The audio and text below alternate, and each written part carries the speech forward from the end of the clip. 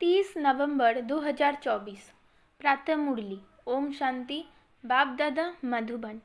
बाबा कहते हैं, मीठे बच्चे, संशोज फादर, मनमत को छोड़ श्रीमत पर चलो, तब बाप का शो कर सकेंगे।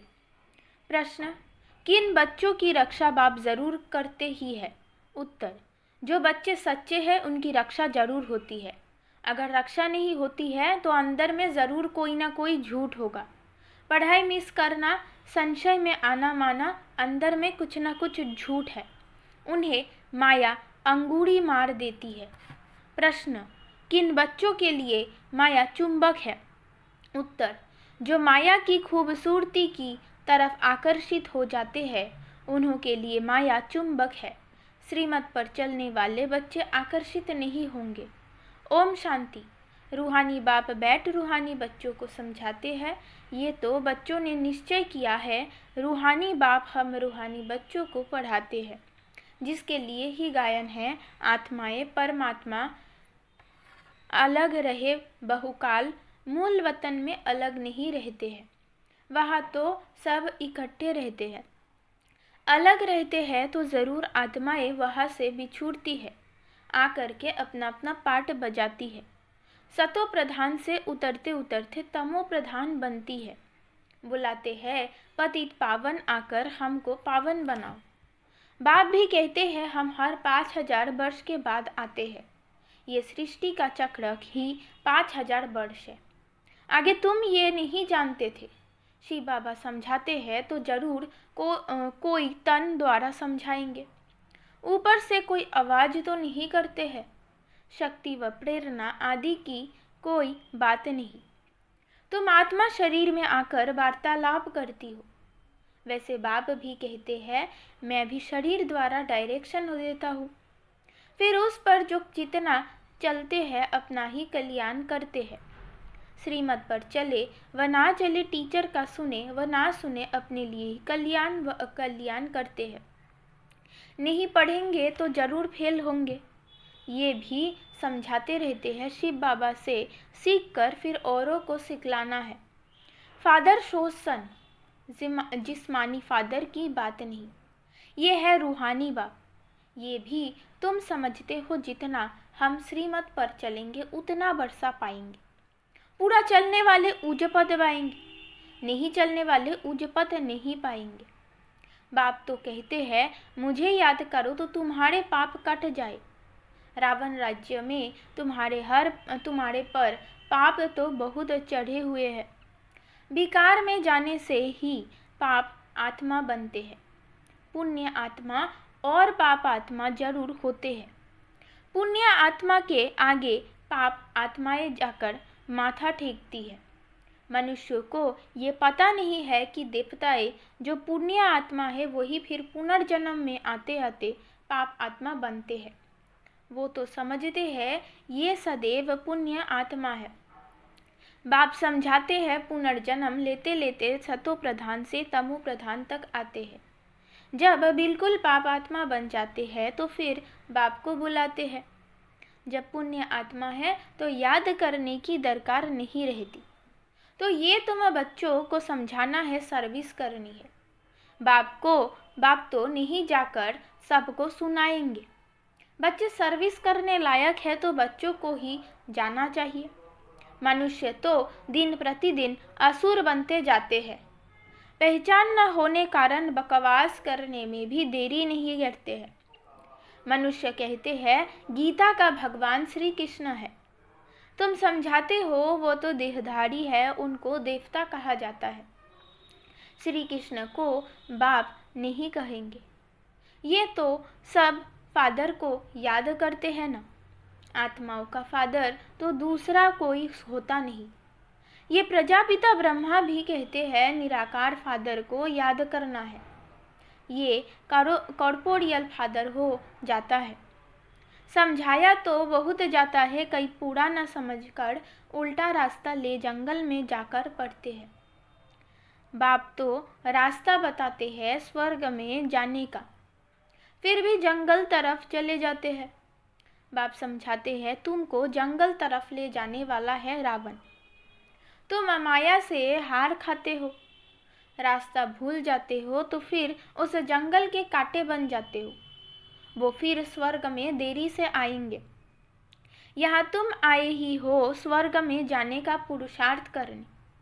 त्रेता को भी स्वर्ग नहीं कहेंगे।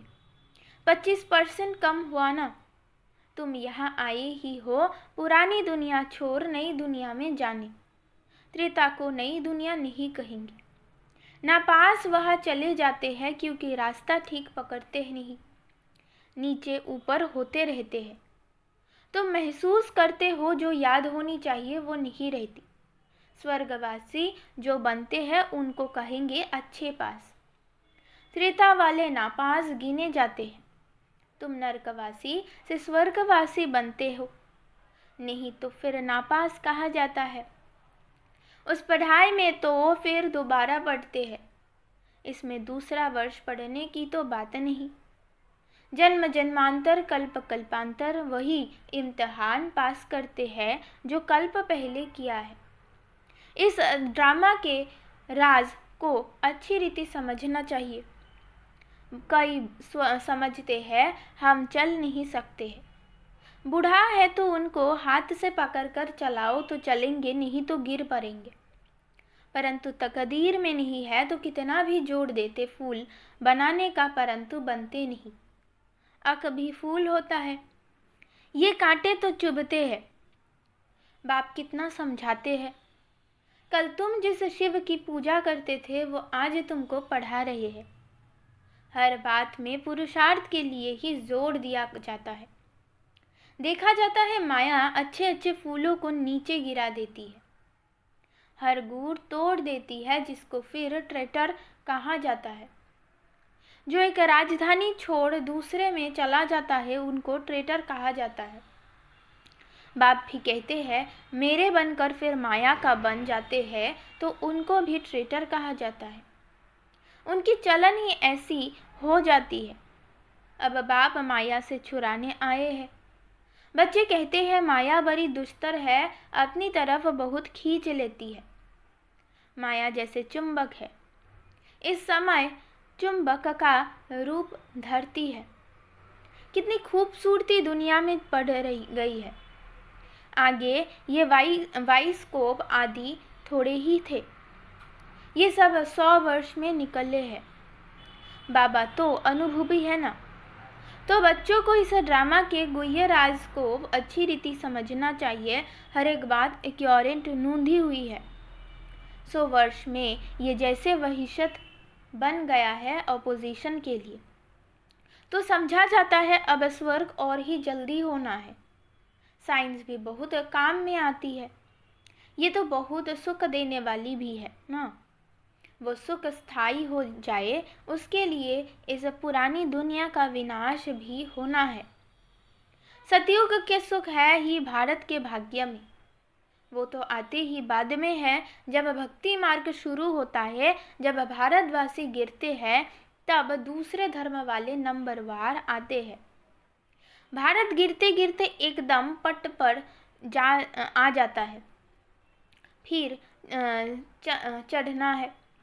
यहाँ भी चढ़ते हैं फिर गिरते हैं। कितना गिरते हैं बात मत पूछो। कोई तो मानते ही नहीं कि बाबा हमको पढ़ाते हैं। अच्छे अच्छे सर्विसेबल जिनकी बाप महिमा करते हैं वो भी माया के चंबे में आ जाते हैं। कुश्ती होती है ना, माया भी ऐसे लड़ती है, एकदम पूरा गिरा देती है। आगे चल तुम बच्चों को मालूम पड़ता जाएगा। माया एकदम पूरा सुला देती है। फिर भी बाप कहते हैं एक बार ज्ञान सुना है तो स्वर्ग में जरूर आएगा। बाकी पद तो नहीं पा सकेंगे ना। कल्प पहले जिसने जो पुरुषार्थ किया है वह पुरुषार्थ करते करते गिरे हैं। ऐसे ही अब भी गिरते और चढ़ते हैं। हार और जीत होती है ना। सारा मदर बच्चों का याद पर है। बच्चों को ये अखूट खजाना मिलता है। वो तो कितना लाखों का दिवाला मारते हैं। कोई लाखों का धनवान बनते हैं, सो भी एक जन्म में। दूसरे जन्म में थोड़े ही इतना धन रहेगा। कर्म भोग भी बहुत है। वहाँ स्वर्ग में तो कर्म भोग की बात होती नहीं। इस समय तुम 21 जन्म के लिए कितना जमा करते हो? जो पूरा पुरुषार्थ करते हैं पूरा स्वर्ग का वर्षा पाते हैं। बुद्धि में रहना चाहिए हम बरोबर स्वर्ग का वर्षा पाते हैं। यह ख्याल नहीं करना है कि फिर नीचे गिरेंगे। ये सबसे जास्ती गिरे अब फिर चढ़ना ही है। ऑटोमेटिकली पुरुषार्थ भी होता रहता है। बाप समझाते हैं, देखो माया कितनी प्रबल है। मनुष्य में कितना अज्ञान भर गया है। अज्ञान के कारण बाप को भी सर्वव्यापी कह देते हैं। भारत कितना फर्स्ट क्लास था। तुम समझते हो हम ऐसे थे अब फिर बन रहे हैं। इन देवताओं की कितनी महिमा है परंतु कोई जानते नहीं है, तुम बच्चों के सिवाय। तुम ही जानते हो बेहद का बाप ज्ञान सागर आकर हमको पढ़ाते हैं, फिर भी माया बहुतों को संशय में ले देती है। झूठ कपट छोड़ते नहीं।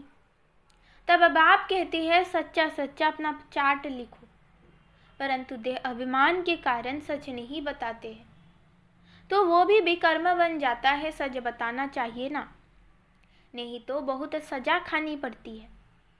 गर्भ जेल में भी बहुत सजा मिलती है। कहते हैं तौबा तौबा हम फिर ऐसा काम नहीं करेंगे।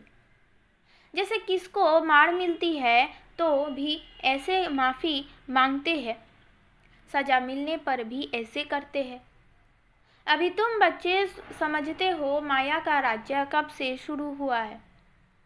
पाप करते रहते हैं। बाप देखते हैं इतना मीठे मीठे मुलायम नहीं बनते हैं। बाप कितना मुलायम बच्चे मिसाल हो चलते हैं, क्योंकि ड्रामा पर चलते रहते हैं। कहेंगे जो हुआ ड्रामा की भावी। समझाते भी है कि आगे फिर ऐसा ना हो। ये बाप दादा दोनों इकट्ठे हैं ना। दादा की मत अपनी, ईश्वर की मत अपनी है। समझना चाहिए कि ये मत कौन देता है। ये भी बाप तो है ना। बाप की तो माननी चाहिए। बाबा तो बड़ा बाबा है ना, इसलिए बाबा कहते हैं ऐसे ही समझो। शिव बाबा समझाते हैं, नहीं समझेंगे तो पद भी नहीं पाएंगे। ड्रामा के प्लान अनुसार बाप भी है, दादा भी है। बाप की श्रीमत मिलती है। माया ऐसे है जो महावीर पहलवानों से भी कोई ना कोई उल्टा काम करा देती है। समझा जाता है ये बाप की मत पर नहीं है। खुद भी फील करते हैं मैं अपनी आसुरी मत पर हूँ। श्रीमत देने वाला आकर उपस्थिति हुआ है, उनकी है ईश्वरीय मत। बाप खुद कहते हैं इनकी अगर कोई ऐसी मत मिल भी गई तो भी उनको मैं ठीक करने वाला बैठा हूँ। फिर भी हमने रथ लिया है ना। हमने रथ लिया तभी इसने गाली खाई है, नहीं तो अभी गाली नहीं खाई। मेरे कारण कितनी गाली खाते हैं, तो इनकी भी संभाल करनी पड़े। बाप रक्षा जरूर करते हैं। ऐसे बच्चों की रक्षा बाप करते हैं ना। जितना सच्चाई पर चलते हैं उतनी रक्षा होती है। झूठे की रक्षा नहीं होती, उनकी तो फिर सजा कायम हो जाती है। इसलिए बाप समझाते हैं माया तो एकदम नाक से पकड़ कर ख़त्म कर देती है। बच्चे खुद फील करते हैं माया खा लेती है तो फिर पढ़ाई छोड़ देते हैं। बाप कहते हैं पढ़ाई जरूर पढ़ो। अच्छा, कहाँ किसका दोष है? इसमें जैसा जो करेगा सो भविष्य में पाएगा, क्योंकि अभी दुनिया बदल रही है। माया ऐसे अंगुड़ी मार देती है जो वो खुशी नहीं रहती है। फिर चिल्लाते हैं बाबा पता नहीं क्या होता है। युद्ध के मैदान में बहुत खबरदार रहते हैं कि कहाँ कोई अंगुड़ी ना मार दे। फिर भी जास्ती ताकत वाले होते हैं तो दूसरे को गिरा देते हैं, फिर दूसरे दिन पर रखते हैं। ये माया की लड़ाई तो अंत तक चलती रहती है, नीचे ऊपर होते रहते हैं। कई बच्चे सच नहीं बताते हैं। इज्जत का बहुत डर है, पता नहीं बाबा क्या कहेंगे। जब तक सच बताया नहीं है तब तक आगे चल ना सके। अंदर में खटकता रहता है, फिर वृद्धि हो जाती है। आपे ही सच कभी नहीं बताएंगे। कहाँ दो है तो समझते हैं ये बाबा को सुनाएंगे तो हम भी सुना दे। माया बड़ी दुस्तर है। समझा जाता है उनकी तकदीर में इतना ऊंच पद नहीं है तो सर्जन से छिपाते हैं। छिपाने से बीमारी छूटेगा नहीं, जितना छिपाएगा उतना गिरते ही रहेगा। भूत तो सब में है ना। जब तक कर्मातीत अवस्था नहीं बनी तब तक क्रिमिनल लाई भी छोड़ती नहीं है। सबसे बड़ा दुश्मन है काम। कई गिर पड़ते हैं। बाबा तो बार बार समझाते हैं शिव बाबा के सिवाय कोई देहधारी को याद नहीं करना है। कई तो ऐसे पक्के हैं जो कभी किसकी याद भी नहीं रह आएगी। पतिव्रता स्त्री सती होती है ना, उनकी कुबुद्धि नहीं होती है। अच्छा, मीठे मीठे सिकिलदे बच्चों प्रति माता पिता बाप दादा का याद प्यार और गुड मॉर्निंग। रूहानी बाप की रूहानी बच्चों को नमस्ते। धारणा के लिए मुख्य सार।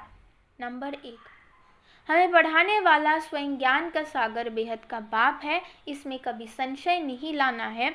झूठ कपट छोड़ अपना सच्चा सच्चा चाट रखना है। देह अभिमान में आकर कभी ट्रेटर नहीं बनना है। नंबर 2, ड्रामा को बुद्धि में रख बाप समान बहुत बहुत मीठा मुलायम नम्र बनकर रहना है। अपना अहंकार नहीं दिखाना है। अपनी मत छोड़ एक बाप की श्रेष्ठ मत पर चलना है। वरदान, एक बाप के लव में लवलीन हो, मंजिल पर पहुंचने वाले सर्व आकर्षण मुक्त भव। बाप दादा बच्चों को अपने स्नेह और सहयोग की गोदी में बिठाकर मंजिल पर ले जा रहे हैं। ये मार्ग मेहनत का नहीं है, लेकिन जब हाईवे के बजाय गलियों में चले जाते हो या मंजिल के निशाने से और आगे बढ़ जाते हो तो लौटने की मेहनत करनी पड़ती है। मेहनत से बचने का साधन है एक की मोहब्बत में रहो। एक बाप के लव में लीन होकर हर कार्य करो तो और कुछ दिखाई नहीं देगा। सर्व आकर्षणों से मुक्त हो जाएंगे। स्लोगन, अपनी खुशनसीबी का अनुभव चेहरे और चलन से कराओ। ओम शांति।